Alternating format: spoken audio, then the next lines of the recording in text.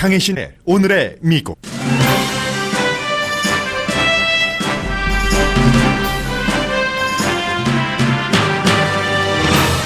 대통령 탄핵 세 번째 공개청문회에서 현재 국무부와 국가안보부 소속 2명의 증인이 탄핵 이슈인 미국과 우크라이나 대통령 사이의 전화통화는 부적절했다고 증언했습니다.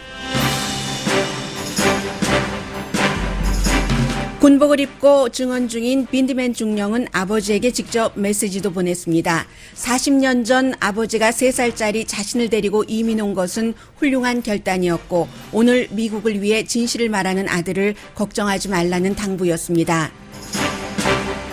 그러나 그는 3살 때 이민 왔다는 이유로 공화당으로부터 공격과 위협을 받아 오늘 오후 안전한 곳으로 이사할 예정입니다. 미국이 이스라엘이 서한 지구에 눌러앉은 정착촌이 합법이라고 정책을 바꾸고 하루가 지났습니다. 이번 결정은 국제사회에서는 고립정책이고 국내에서는 당파적 정책입니다. 이력서와 경력을 위조해 국무부 고위 간부가 됐지만 거짓이 드러나 어제 사임한 한인 미나장 케이스가 빅 스캔들입니다. 사임한 미나장은 오히려 큰 소리를 치고 MBC 방송은 국무부가 어떻게 시사 잡지 타임 커버까지 위조한 그를 고위 간부로 고용했는지를 비난합니다.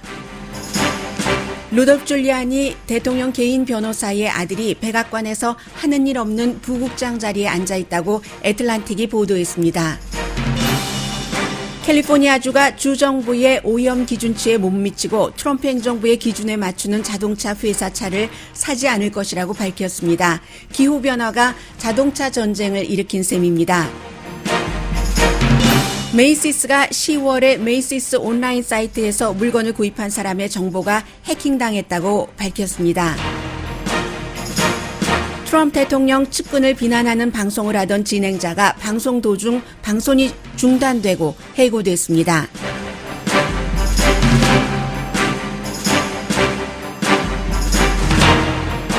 여러분 안녕하십니까? 오늘의 미국 강혜신입니다.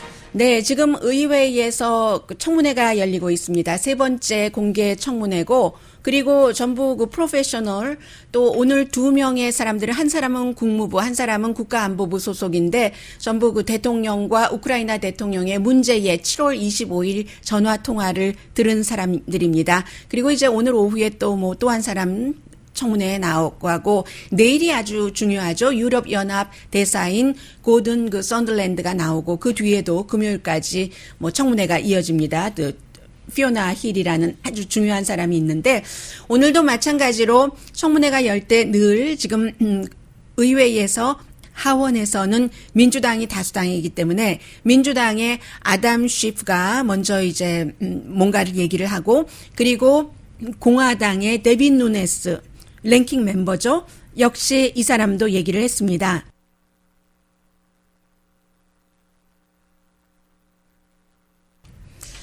그리고는 이제 이어진 2명의 증인인데 제니퍼 윌리엄스는 국무부 소속이지만 마이크 펜스 부통령에게 특별 자문 내지는 어드바이저를 하는 그런 특별 보좌관이라고 보시면 되겠습니다. 7월 25일에 부통령은 전화통화 그 자리에 없었지만 이 부통령의 특별 보좌관인 제니퍼 윌리엄스가 그 자리에서 전화통화를 들었고 또 부통령에게 그런 내용도 얘기를 했는데 본인은 14년 동안 지금 국무부에서 일을 하면서 미국에서만 일한 게 아니라 이제 여러 나라로 시리아라든가 런던 그 밖에 이제 또 다른 중동에서도 근무를 했다고 하고 공화당 대통령 2명 그리고 이제 민주당 대통령 1명 아래서 일을 했으니까 유럽과 러시아에 관한 그냥 유럽과 러시아에 관한 국무부 소속의 전문가지 무슨 특정 정파의 대통령의 부하가 아니다 이런 것을 강조를 했고요.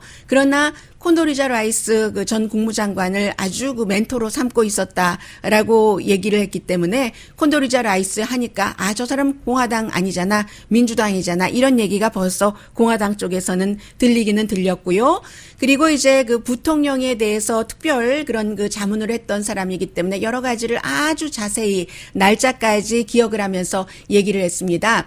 이 부통령이 새로 우크라이나 대통령에 취임한 대통령으로부터 취임식에 초대를 받아서 초대에 응했고, 그러나 특별한 이유를 설명하지 않은 채 대통령이 이제 그 부통령을 가지 못하게 하고 릭 페리 에너지부 장관을 대신 보낸 그런 내용까지 쭉 얘기를 하면서 이 제니퍼 윌리엄스의 증언의 한마디는 바로 이 얘기입니다. 그 7월 25일의 전화통화는 상당히 부적절했다 하는 그런 내용이었거든요. 직접 들어보시겠습니다. I found the July 25th phone call unusual because, in contrast to other presidential calls I had observed, it involved discussion of what appeared to be a domestic political matter. 네, unusual하다고 표현을 했군요. 그 전화가 unusual했다. 본인이 이제 그 외교 관계 일을 14년 동안이나 했기 때문에 전화를 많이 들어봤는데 unusual했고, 그 전화 내용이 국내 정치가 이 외교에 섞인 것처럼 보였다라고 얘기를 하죠. 그 내용은 이제 그 대통령이 여러 가지 그것과 관련해서 결국은 조 바이든과 아들에 대해서 조사를 하라고 했다. 이게 이제 unusual 했다는 거고요. 그리고 오늘 주목을 받은 사람은 아마 이 사람의 증언은 지난주에 있었던 우크라이나 대사, 역시 왜 3살 때죠? 두 사람 다 3살 때 그쪽 지역에서 미국으로 그 아버지, 어머니에 의해서 이민으로 와서 미국에서 지금은 아주 그 미국 나라를 위해서 일하는 사람들이네요. 이 중령, 알렉산더 빈드먼 중령의 청문회를 굉장히 많은 사람들이 얘기를 하고 있습니다. 이 사람도 역시 그 유니폼을 입고 나와서 지난번에 비공개 그 청문회에 갈 때 그때 그 딱 군복 입고 또 그 이라크 전쟁에서 다치기도 했고 퍼플 훈장 달고 이런 것들이 그대로 그 자체가 파워풀한, 미국에서 가장 많은 사람들이 크게 신뢰하는 그 그룹을 꼽으라고 하면은 군인 그룹이잖아요. 그리고 의회가 조금 저 아래로 가게 되는데 이 유니폼을 입고 모든 것을 얘기를 합니다. 본인이 이제 3명의 아들만 3명인 맞습니다. 그런데 전부 미군으로 복무를 하고 있고 또 쌍둥이에요. 해서 동생도 얼마 시차는 나지 않았겠지만 태어난 출생에 있어서 동생도 역시 그 육군 중령이고요. 백악관의 우크라이나 그 전문가입니다. 본인이 한 20년 이렇게 그 군복을 입고 이라크 전에도 참전을 했고 3살 때 미국에 아마 어머니가 숨지고 나서 아버지가 당시에 이제 구소련 그 당시였기 때문에 아이들을 자유로운 세상에서 살게 하고 싶다 해서 이제 아들들을 데리고 아버지가 그 이민을 왔는데 본인이 미군으로서 일을 하면서 독일이라든가 또 한국 이런 그 많은 해외에서도 미국인으로서 3살 때 이민 왔으니까 그 다음에 이제 미국 시민권자 곧 되지 않았겠어요. 복무를 했었던 백그라운드부터 얘기를 합니다. 그렇게 백그라운드부터 얘기하는 것도 다 이유가 있지만요. 알렉산더 빈드맨 그 중령인데 중령의 소리가 들리지 않아서 제가 다시 한번 그 시도를 하겠습니다. Multiple overseas tours, including South Korea and Germany, and I was deployed to Iraq for combat operations. 네, 그랬는데 이 사람이 중간에 루돌프 줄리아니는 아주 그 배드 액터였다. 배드 액터스하고 두 사람을 얘기를 했고요. 그 배드 액터라고 얘기를 한 것은 가짜 정보를 뿌리면서 그리고 미국의 외교 정책을 굉장히 그 과소평가하고 본인이 어떠한 그 국가에서 직책을 갖고 있는 사람이 아닌데도 좌지우지했다. 아주 그 몹쓸 그런 그 행동을 했다 하는 식으로 얘기를 했고 지금 트럼프 대통령과 우크라이나의 젤렌스키 대통령이 첫 번째 통화를 했을 때는 그 통화는 아주 긍정적이었다고 얘기를 합니다. 백악관에 초대한다는 그런 얘기도 했었고 그런데 바로 이제 그 두 번째 전화가 부적절했고 그리고 실제로 본인이 대통령에게 우크라이나라든가 러시아에 대해서 여러 가지 국가안보부 소속으로 존 볼튼이 있었을 땐 존 볼튼이 최고 상사였던 거죠.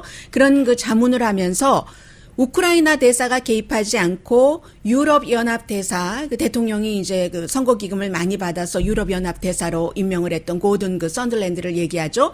이 사람이 여러 가지 했었던 것, 그리고 이제 브리즈마라는 우크라이나 그 가스 회사 부통령 아들이 연관돼 있었던 이런 회사에 대해서 얘기하고 바이든에 대해서 조사하고 뭐 이런 얘기들을 하고 조치를 취하고 하는 것이 전혀 미국의 국가 안보와는 상관이 없는 일이었다라고 증언을 했습니다.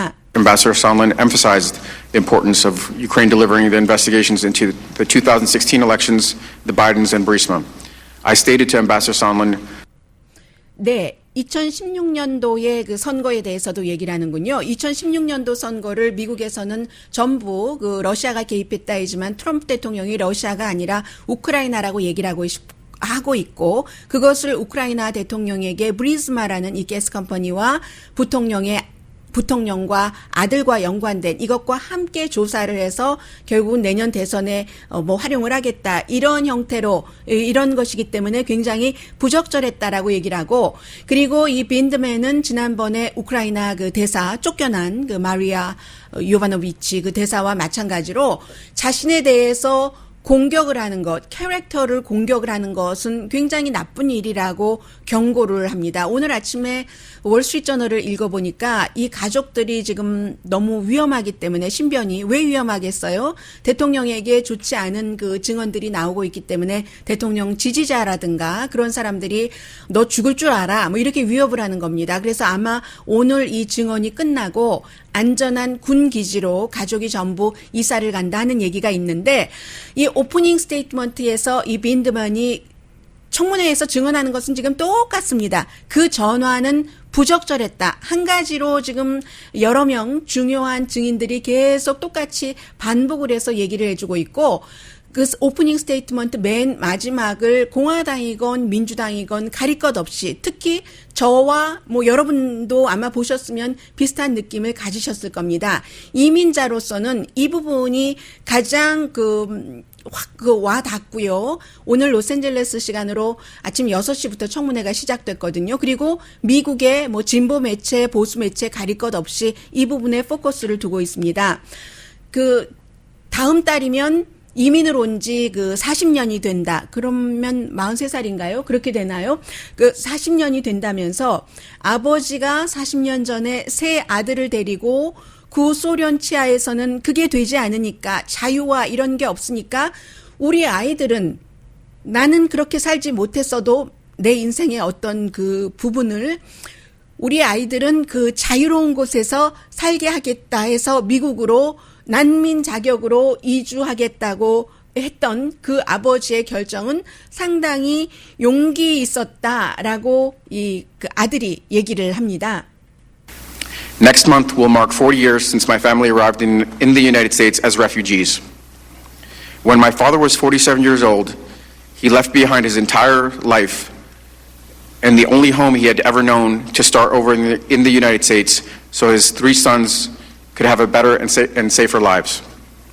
His courageous decision inspired a deep sense of gratitude in my brothers and myself and instilled in us a sense of duty and service. All 3 of us have served or are currently serving in the military. 네, 그래서 아버지가 그 당시에 47살이셨군요.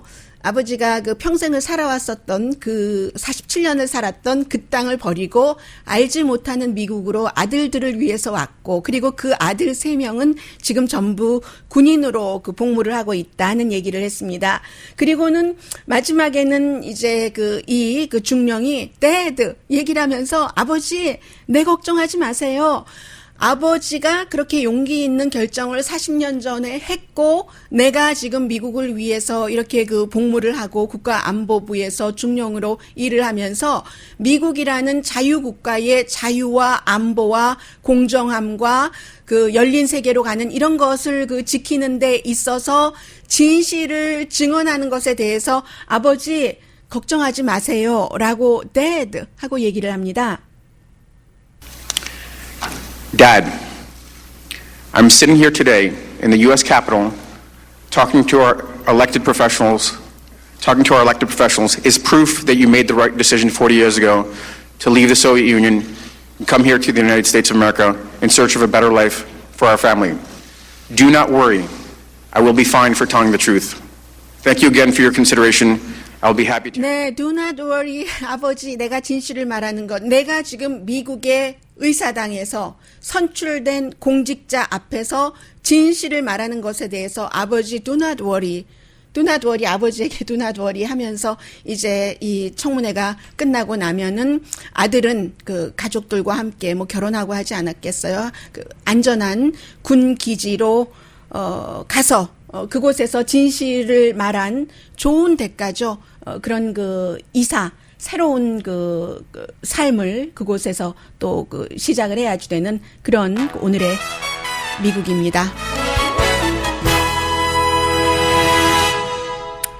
그리고 뭐 여러 가지 얘기도 했어요. 심지어는 이런 그 미국 국내 정치에서 그 빠져라 뭐 이런 얘기들이요. 우크라이나 대통령에게 할 수 없이 그런 얘기를 할 수밖에 없었다. 뭐 이런 얘기들도 했고 똑같습니다. 메시지는 주는 것은 지금 한결 같은데 뭔가가 잘못된 그 국내 정치를 외국의 미국보다 약한 국가의 지도자를 활용을 해서 내가 당선되게 하려는 그게 그 아주 그 중요한 그 전부였다 하는 그런 내용들을 얘기를 하고 있는데 중요한 것은 유권자 마음이 움직여야지 되는 것 아니겠어요? 아직까지는 유권자 마음은 뭐 이 같은 메시지 그러네 하면서도 절대 그 움직이지 않고 있고요. 그리고 또 하나는 바로 그 문제의 전화 통화를 러시아가 모니터를 했을 가능성이 굉장히 많다는 건데 또 하나의 문제의 전화가 7월 25일 대통령과 우크라이나 대통령이 그렇게 전화를 하고 나서는 그 EU 대사요. 그 우크라이나에 있었는데 키예브에서 식당에서 밥을 먹다가 다른 사람들도 있었고 하는데 어떻게 우크라이나 대통령이 할 것 같아? 그 조사 그 바이든 조사할 것 같아? 하니까 할 것 같다고 이렇게 그 답변하는 그 전화 통화를 러시아에서 감청을 했을 가능성이 굉장히 높다는 거죠. 이것은 국무부 소속으로서 우크라이나 대사관에서 근무하는 이 사람도 뭐 역시 그 증언에 나올 텐데 데이비드 홈스 씨가 한 얘기입니다. 어제 했군요. 비공개 청문회에서 이미 스크립이 그 나왔고요. 그래서 대통령이 궁금한 건 그 얘기뿐이었다는 겁니다. So he is going to do the investigation. 그 바이든에 대해서 조사할 것 같아? 하고 트럼프 대통령이 EU 대사에게 물어보니까 EU 대사가 he is going to do it.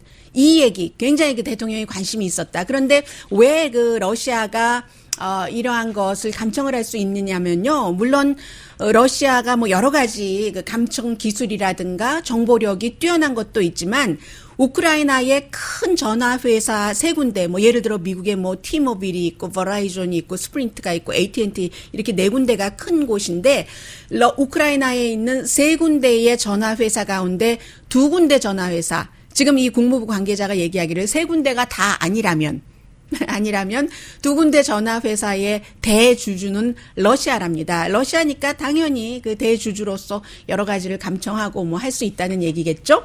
잠시 뒤에 제가 지난주에 이 내용을 여러분들께 보도해드리지 않았더니 왜 그 내용 전해주지 않느냐고 하신 분들이 많이 계셨습니다. 한인 미나장 국무부의 그 정도면은 그 시니어 오피서인데 여러 가지 경력, 이력을 다 위조해서 그런데 결국은 어제 사임을 했는데 사임하고 나서도 큰 소리를 치거든요. 이 큰 소리를 치는 한인을 그 미나장을 미국에서는 어떻게 바라볼까요? 그 점 굉장히 좀 걱정이 되기도 하고요. 잠시 뒤에 그 같은 뉴스들 전해드리겠습니다.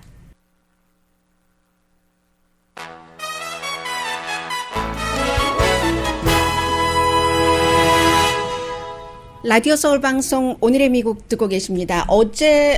그제 그 트럼프 대통령 건강 얘기가 많이 나왔었습니다. 원래 이제 대통령이 국군병원에 그 월터 리드 그 병원에 건강검진을 받으러 간다던가 할 때는 미리 다 당연히 스케줄이 있겠죠. 당연히 스케줄이 있고 그 스케줄에 따라서 움직이는데 병원 스태프들도 몰랐었는데 갑자기 병원에 방문했기 때문에 문제가 많은 것 아닌가라고 얘기들을 한 사람들이 있고, 그런데 실제로 어제 오후에 그런 얘기가 나오니까 토요일에 그 병원을 방문을 했었는데 백악관에서 좀 메모라고 할까요? 그 정도를 했는데 뭐 아무것도 뭐 나쁜 것 없다, 다 좋다. 콜레스테롤도 예전보다 좋아졌고, 예전에 2018년도에는 전체 콜레스테롤 수치가 200 훨씬 넘었었는데요. 223이었군요. 그래서 좋은 콜레스테롤, 쉽게 말하겠습니다. 63, 나쁜 콜레스테롤이 94. 이렇게 되면 223이 되나요? 아닌 것 같은데요.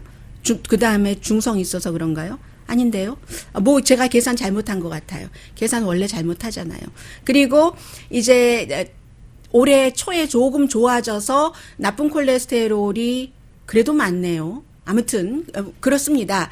그런데 이게 이제 그 병원에도 눈이 있고 또 그 병원 스태프들과 또 취재진들도 다 알고 있고 하니까 여러 가지 내용들이 오면서 결국은 대통령이 이 가슴에 약간 불편하다, 뭐 통증이라고는 표현하지 않았습니다. discomfort? 뭐 이 정도로 표현을 했는데 가슴이 조금 불편해서, 그러니까 그 같은 뭐 스태프들의 말이라든가 여러 가지에 따라서 일부 그 전문가들은 대통령이 이거 뭐 마이너한 그 하트어택 가진 것 아니야? 뭐 작은 심장질환이라고 해서 뭐 거창하게 생각하실 건 없잖아요. 그런 것 아닌가라고 얘기를 하고 있고, 백악관은 아무런 문제가 없다라고 그 얘기는 일단 하고 있습니다. 그리고는 이제 제가 미나장 얘기를 좀 여러분들께 전해드릴 텐데요. 지난주에 여러분들께 미처 전해드리지 못했었습니다.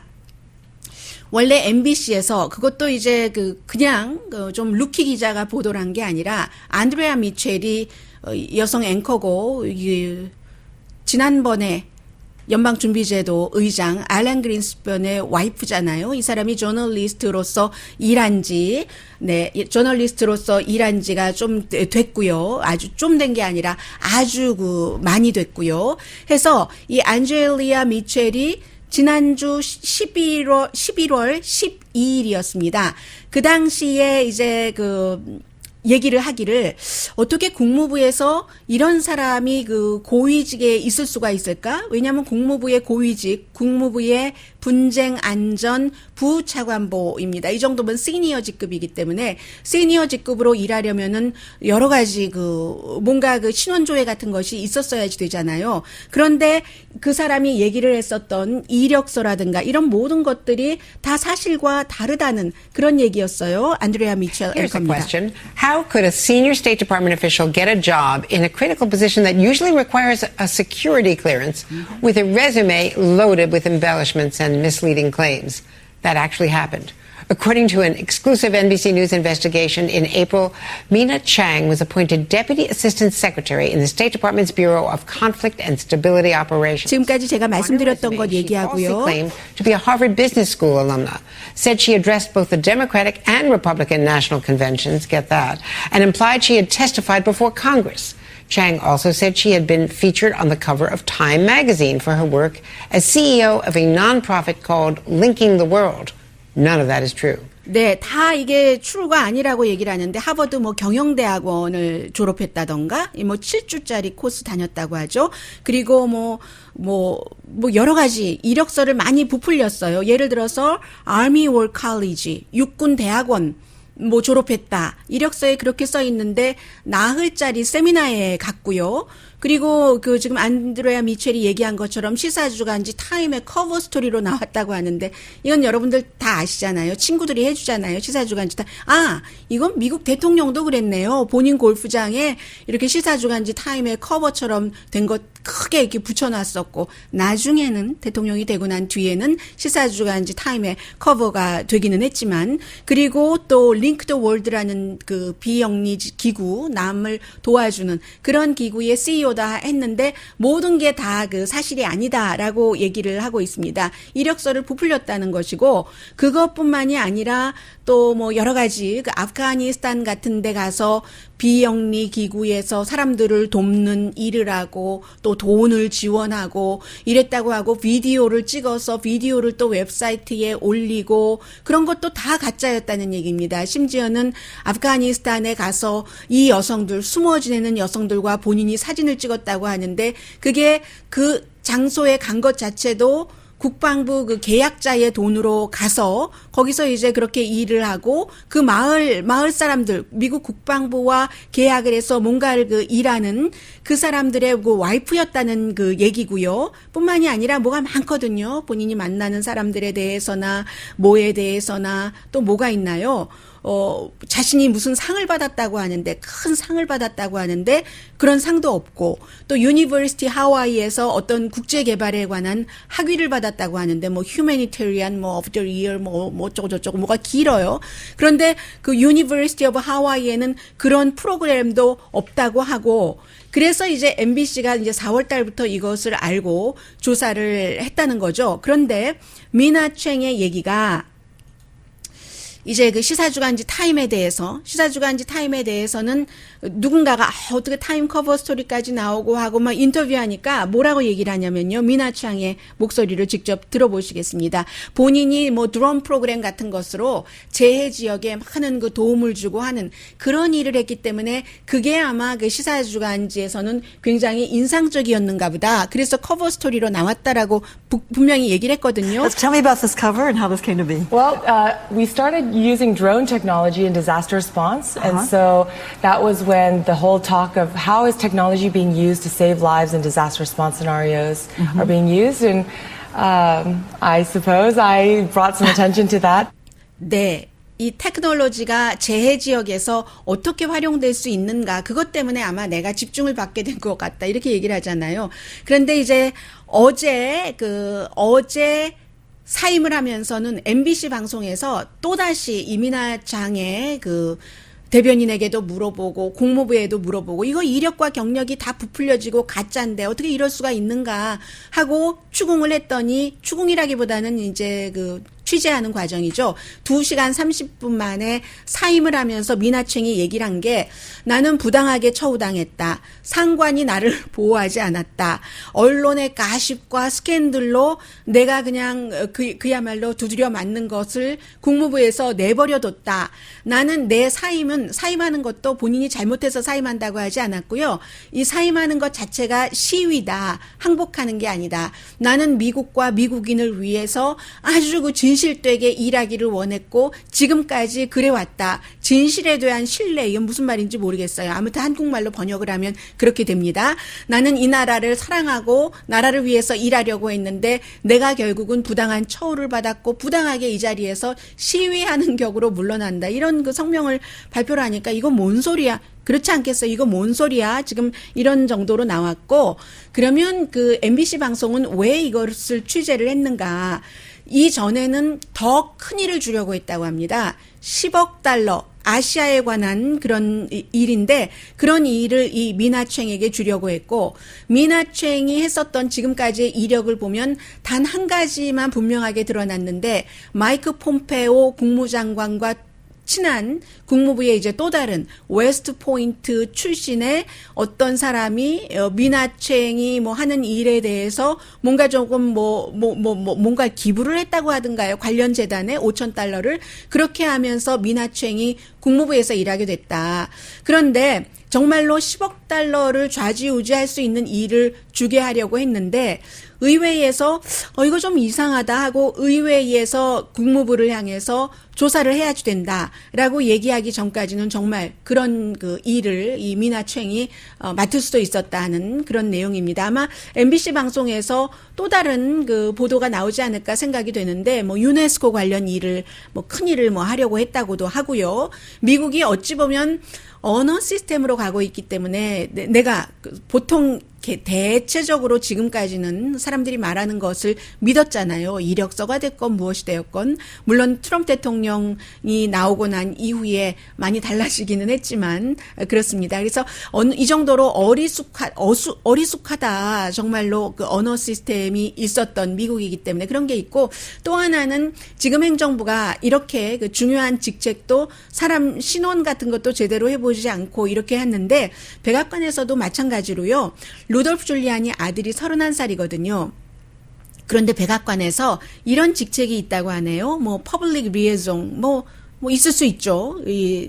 백악관 안과 백악관 밖을 어떤 연결하는. 그런데 루디 줄리안이 앤드류 줄리안인가 그런데 앤드류 맞죠? 네, 앤드류 줄리안인데 이 사람이 하는 일은 백악관과 이제 어떠한 그 스포츠 선수들의 이벤트를 담당하는 부국장 그런 자리입니다. 그런데 백악관에서 뭐 스포츠 이벤트가 그렇게 많지도 않고 요즘은 뭐 어떤 선수들이 큰 게임에서 이기고 나서도 백악관 안 간다고 하는 것도 많아서 사실은 별로 하는 일도 없대요. 하는 일도 없고 뭐 돈은 받고 아주 즐겁게 백악관에 출근을 하고 있고 이에 대해서 잡지 애틀란틱이 그 취재를 하면서 루디 줄리안에게 물어보니까 그거 나하고는 아무 상관없어. 내 이름 내가 그 대통령의 개인 변호사이기 때문에 지금 우크라이나 문제에 이렇게 크게 인볼브가 된 그래서 그런 건 아니고 걔도 성인이고 그리고 뭐 걔는 다 걔 일 알아서 하는 거고 그런데 하나는 트럼프 대통령과 10대 때부터 잘 알고 있었어. 그 뉴욕에서 다 같이 놀던 사람들이잖아요.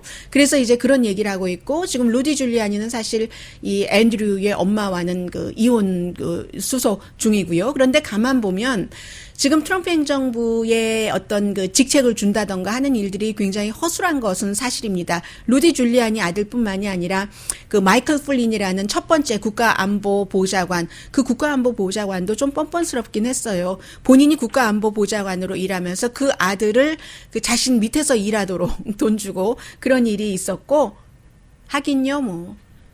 대통령도 그러는데요. 뭐 사위와 딸이 아무런 문제 없이 백악관에서 일하면서 백악관에서는 뭐 큰 봉급을 받지 않는다고 하지만 얼마나 사업에 큰 도움이 되는 일을 정말로 너무 강하게 나가니까 뭐 어쩔 수 없이 그 사람들이 바라보고 있는 아주 이상한 일들이 많이 일어나고 있는 요즘의 그 오늘의 미국입니다.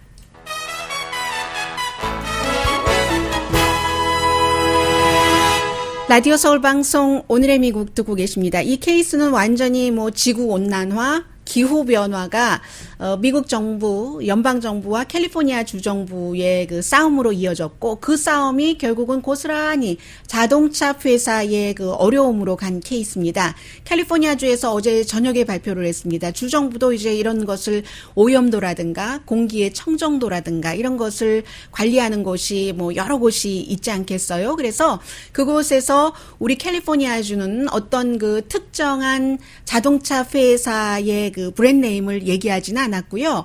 우리는 그 이 정도 기준에 미치지 못하면 캘리포니아에서 자동차를 사지 않겠다. 그렇다고 여러분들께서 그런 자동차를 사실 수 없는 거는 아니고요. 캘리포니아 주 정부에서 정부 그 자동차로 사는 거 굉장히 많습니다. 그 액수를 보면은. 그래서 안 사겠다 했고 어떤 자동차 회사냐면은 캘리포니아주는 그 연료 대비 그 마일리지 많이 나가는 그런 자동차 그리고 오염 배출도가 적은 그런 자동차를 원하는데 지금 트럼프 행정부가 그런 거 뭐 비즈니스에 돈 너무 많이 들어 하면서 예전에 오바마 시대 때의 그 기준을 많이 지금 그 낮추고 줄이는 게 목표이기 때문에 캘리포니아랑은 반대로 가고 있고요. 포드나 피아트 크라이슬러나 도요타 결국은 이 세 군데 회사의 자동차를 안 사겠다는 겁니다. 트럼프 행정부 쪽으로 가서 이제 그 연비율 낮은 자동차 만드는 회사 대신에 이제 BMW라든가 아니면 그 혼다라든가 또 미국 자동차 회사 포드 자동차 이런 자동차는 사겠다 하는 얘기고요. 그리고 게빈 뉴섬 그 주지사가 얘기하는데 들어보니까 역사에서 뭔가 그 잘못된 역사를 선택하는 자동차 회사여 슬퍼할지어다. 뭐 이런 식으로 얘기를 했어요. 우리 그 주정부, 캘리포니아 주정부가 얼마나 많은 그런 자동차를 사는데 이렇게 얘기하면서 그랬더니 또 자동차 회사 가운데 한 자동차 회사는 선택권 줄어드는 거 아니에요? 이렇게 이제 대뜸 반박을 하기는 하던데 캘리포니아주는 지금 뭐 LA 카운티, LA 시정부도 마찬가지지만 웬만하면 경찰차라든가 이런 차 멀리 뭐 추격전을 벌이는 자동차가 아니고 지역을 순찰한다던가 하면은 뭐 전기 자동차라든가 아니면 뭐 하이브리드 이렇게 그 많이 그 타고 있잖아요. 그래서 캘리포니아주에서 제너럴 모터스를 1년은 아니네요. 2016년부터 2018년 사이에 $5,900만 가격으로 치면 그 정도로 를 구입을 해줬고요. 그리고 피아트의 경우도 5,600만 달러를 구입을 했다고 하니까 이 정도면은 이 두 회사에 좀 그 타격이 될 만하고요. 교통부나 에너지부가 아무리 오염 괜찮아, that's okay 해도 캘리포니아주는 나름대로 그런 것으로 신산업을 깨끗한 청정 에너지를 가지고 가는 곳이기 때문에 연방 정부와는 같이 안 가겠다는 것이고 그만큼 그 캘리포니아주가 그 연방 정부와 딱 그 대치할 수 있을 정도의 경제력과 그 파워가 있기 때문에 이런 일을 할 수 있는 거고요. 그 사이에서 항상 자동차 회사만 미국 이거 너무하신 거 아니에요. 미국이 좀 통일된 그런 기준이 있어야 저희가 일하기 쉽죠라고 얘기를 하지만 글쎄요. 그 민주당 정부가 되면은 그 정도가 될지 모르겠습니다만 아직까지 어렵고요. 그리고 이 내용은 여러분들께 해당되시는 분이 계실 것 같아서 전해드리겠습니다. 메이시스 인터넷 웹사이트를 통해서 물건을 구입하신 분들은 여러분들의 정보가 그 크레딧 카드를 그 바탕으로 한 그 정보가 도용당했을 수 있다고 오늘 메이시스 측에서 얘기를 했거든요. 날짜가 10월 7일부터 10월 15일까지 뭐 어떤 크레딧 카드를 사용하셨던 크레딧 카드를 사용하셔서 메이시스에서 물건을 구입하신 분들은 뭔가 그 도용당했을 수도 있다는 말씀드리고요. 그리고 또 하나는 이 내용은 제가 어제 전해드리려고 하다가 못 전해드렸네 했더니 그 레이티스트 뉴스까지 겹쳐졌습니다. 콜로라도주 덴버, 콜로라도주는 뭐 요즘에 어떤 부분은 굉장히 진보적이고 사회적으로 그리고 어떤 부분은 굉장히 그 보수적이고 한데 미국에서 라디오 방송국, 저희 라디오 서울 방송국은 제가 지금 그 시사 프로그램을 하고 있습니다만 전혀 회사에서 뭐 이래라 저래라 이렇게 그 간섭을 한다던가 방침이 있다던가 하지는 않거든요. 저희가 공영방송이 아니고 이렇게 민영방송인데도 그런 게 없습니다. 근데 콜로라도주 덴버에 있는 710K NUS, 누너스 뭐 이렇게 할까요? 아무튼 그 방송국에서 토요일에 이 사람이 전에 검사를 했었던 사람입니다. 검사를 했고 실버맨이던데요. 라스트 네임은 크레이그 실버맨이군요.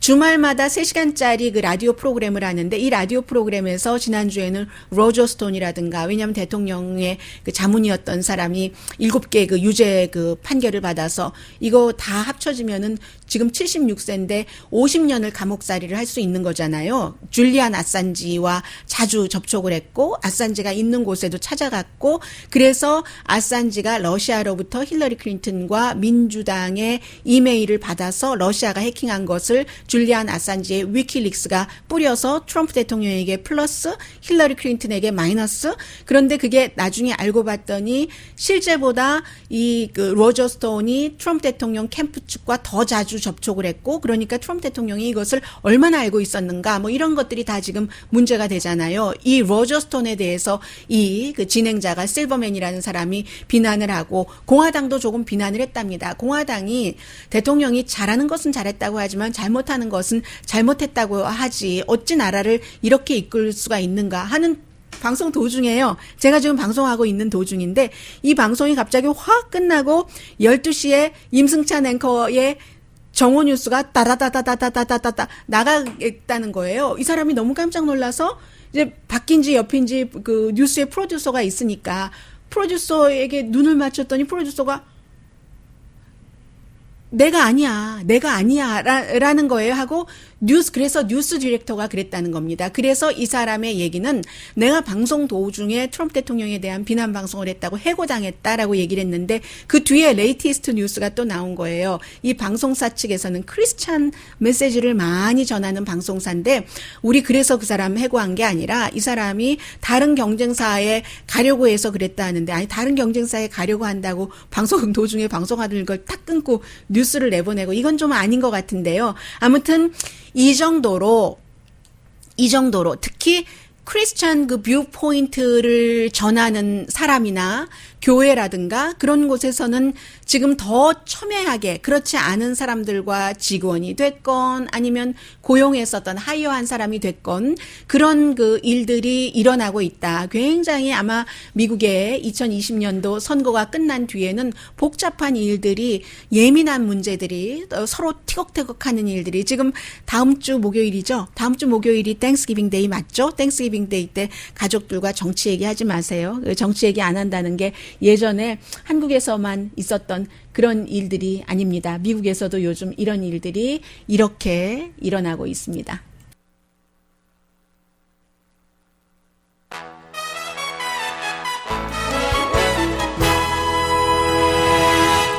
라디오 서울 방송 오늘의 미국 듣고 계십니다. 어제 그 마이크 폼페오 국무장관이 아주 그 드문 기자회견을 했습니다. 기자회견 자체는 미국의 그 이스라엘 정책이 바뀌었다는 것을 보여주는 건데 지미 카터 전 대통령 이후에 크게 바뀐 것이고 그리고 이건 역시 오바마 정책을 뒤집은 것이다라고 보시면 되는데 1978년이었었죠. 그 당시에. 네.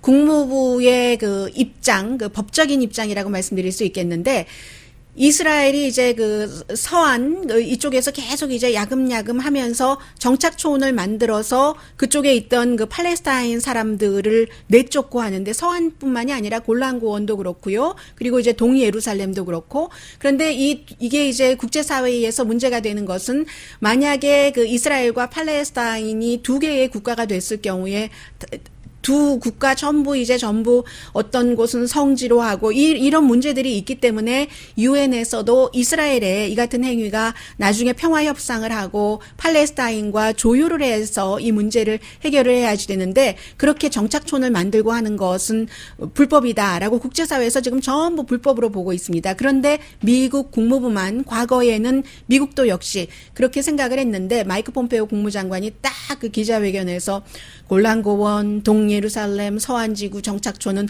불법이 아닙니다. 이렇게 얘기를 해버렸습니다. 물론 상징적이죠. 그곳에 살고 있으니까. 그러나 조금 더 미국이 지난번에 그 대사관 옮기는 것과 마찬가지로 공식화해줬다라고 보시면 되고 또 하나는 이게 꼭 이스라엘을 위해서라기보다 미국에서 트럼프 대통령이 이스라엘을 너무나도 지원하는 복음주의자들의 표를 받기 위해서 먼저 몇 개월 전에 컨설팅을 했답니다. 이스라엘 쪽에 우리가 만약에 당신네 이렇게 정착촌을 불법으로 하지 않는다고 하면 당신들이 좀 국제사회에서 힘들어집니까? 나빠집니까? 라고 물어보니까 이스라엘이 No, 우리는 땡큐죠. 정말 땡큐죠. 라고 얘기를 해서 이렇게 됐다는 것이고 원래는 이제 지난주에 이게 발표가 됐어야지 되는데 지난주에 그 가자지구에서 아주 또 큰 충돌이 있고 했었기 때문에 발표가 조금 늦춰졌다고 말씀드리고요. 그리고 또 마이크 폼페오 국무장관이 어제 얘기하면서 이 국제법 관련은 국제사회가 해야지 되는 게 아니라 이스라엘 법정에서 하는 것이다. 이렇게 이스라엘 그 편을 많이 들어줬고요. 그러면서도 서안지구에 관한 최후 결정은 나중에 이스라엘과 팔레스타인이 알아서 해라 하니까 팔레스타인이 좋아하겠습니까? 이스라엘의 벤자민 네탄야후는 지난번에 선거 치러지고 지금 2달 만에 어제 트럼프 대통령과 전화해서 땡큐 이런 얘기를 했는데 팔레스타인에서는 거봐라. 이스라엘은 미국에 당연히 감사한다고 했고요. 팔레스타인 땅을 훔쳐서 정착촌을 만드는 그런 그 이스라엘, 우리 팔레스타인 사람들을 내쫓았는데 트럼프 행정부는 역시 이번에도 또 국제법을 위반한다는 것, 그리고 트럼프식 정글법을 적용한다는 것을 보여줬다라고 얘기를 했습니다. 이렇게 되는 경우는 유엔에서 이것을 그 불법으로 하고 있기 때문에 유엔에서 아마 새로운 결의안이 나오지 않을까 싶고요. 공화당에서는 린지 그레이엄 같은 사람이 좋군 잘했어라고 얘기를 하지만 민주당에서는 이건 국제법 위반이다. 미국을 고립하는 거다. 파괴적인 결정이다. 국가 이익에 도움이 되지 않는다. 이런 말 나오고 유럽연합도 지금 좀 미국이 한 일 좋아하지 않고요. 요르단과도 뭐 좀 긴장이 있고 아무튼 그 국내 정치에 따라서 이런 모든 일들이 이루어지고 있습니다. 미국에서는요.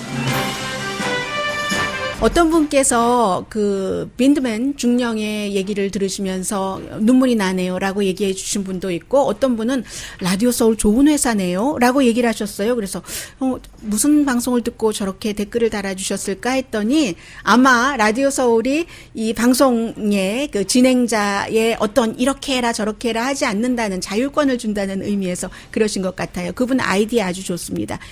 조이 호프 오늘의 미국 강희신이었습니다.